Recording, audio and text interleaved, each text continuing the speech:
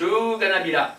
Vidéo aujourd'hui qui concerne le mot que vous entendez au début de toutes mes interventions, c'est-à-dire Chuganabila. Chuganabila, vous l'avez compris, ça veut dire bonjour. Alors certains m'ont dit à ce sujet qu'ils avaient compris que pour dire bonjour en okinawanais, on disait haisai. C'est pas faux, mais c'est à nuancer car haisai, c'est un terme que l'on emploie entre amis ou dans le cadre de la famille. Vous ne pouvez pas le dire à n'importe qui. Et en plus, selon que vous soyez un homme ou une femme, vous ne le direz pas de la même façon. Si vous êtes un homme, c'est haisai. Si vous êtes une femme, c'est haitai. Donc attention avec ce mot.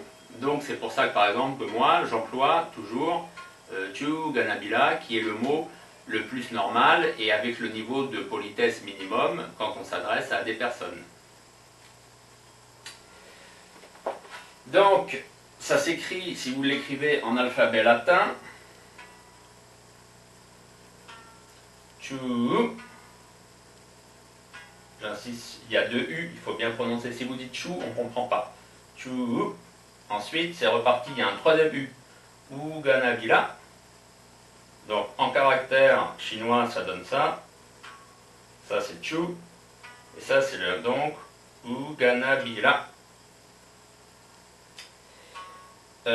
Si on décompose, si on fait un peu d'étymologie,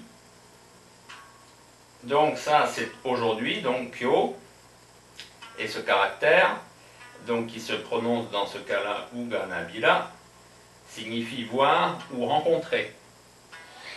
Si vous avez un peu étudié les caractères chinois, vous le connaissez peut-être, il est utilisé au sens de prier, ce qui n'est pas faux, car en okinawanais le plus courant, on dit Ugamun, quand on prie les dieux. Mais il a un deuxième sens, qui est donc voir, rencontrer. Donc, si on traduit ce mot, Chuganabila, on peut le traduire par aujourd'hui, ce jour, je vous vois, je vous rencontre.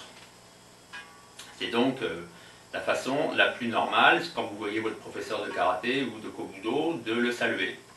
Parce que ce n'est pas votre copain, vous n'allez pas lui dire haisai, ce serait un peu comme salut. C'est pas salut, mais c'est en tout cas qu'il y a une relation, que vous êtes sur le même niveau. Le professeur, le maître, il est là et vous, vous êtes plus bas. Donc vous ne pouvez pas lui dire ça. Donc si vous voulez en apprendre plus sur l'okinawanais, je vous conseille ce livre, Un clan d'Okinawa, les Tamanaha de Shuri, vendu sur Amazon. Pour en apprendre donc plus sur la culture, plus sur la langue, donc là vous voyez avec un exemple très simple, comment est-ce qu'on dit bonjour. On voit bien que le japonais et l'okinawanais sont des langues bien distinctes. Ce n'est pas l'okinawanais qui est une variante du japonais, qui est un dialecte. Les japonais aiment bien dire que l'okinawanais est un dialecte. Ça c'est parce qu'ils ont été formatés politiquement. Vous voyez, en japonais pour dire bonjour, c'est konnichiwa. Là on est dans Chuganabila. Bien sûr, il reste la racine que je viens d'évoquer. Quand on écrit konnichiwa, c'est ça, plus on rajoute l'enclitique wa.